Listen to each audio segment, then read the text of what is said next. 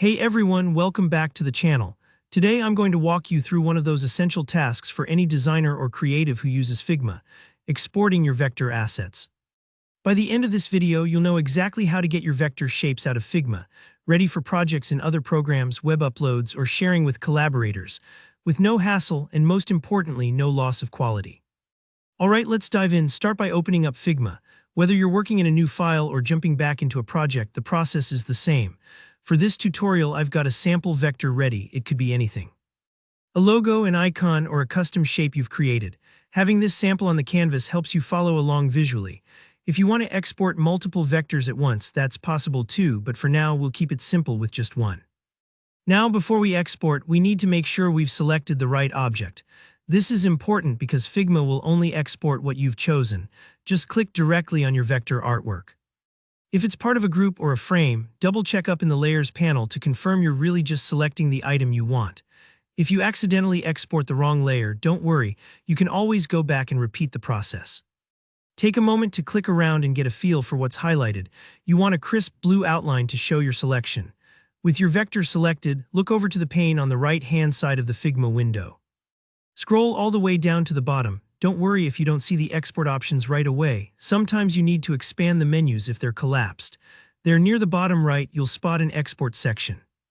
There's a little plus button beside the word export. Go ahead and click that. This is where you tell Figma you want to create an export setting for the item you've selected. Think of this as instructing Figma. Hey, I want this object ready to download. After you hit the plus button, you'll see a drop-down menu appear. This is where you choose your file format for the export. Figma offers a few options here, and it's important to pick the right one for your needs. For vectors, you'll typically want SVG, but you can also opt for PNG, JPG, or PDF if your purpose requires it. SVGs are especially powerful because they're fully scalable. The lines stay crisp at any size, which is great for logos and icons. If you're working on web design or need to pass your asset to a developer, SVG is almost always the best choice. Once you've selected your file type, that's really it. Figma makes the process straightforward.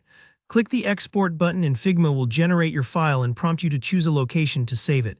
Take a second here. Check your download folder or desktop, wherever you save it, and open the file to be sure it looks the way you expect. Sometimes, if you're exporting a complex shape or a group design, you might want to double-check that all layers made it into the export. And that's how easy it is. Your vector is now exported from Figma and ready for whatever comes next, whether that's further editing, uploading to your website, or sending it out for feedback.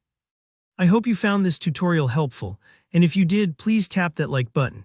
If you have any questions or run into any snags with exporting vectors, drop your question in the comments and I'll do my best to help you out. Don't forget to subscribe for more easy-to-follow Figma tips and creative tutorials like this. Thanks for watching, and I'll see you in the next video.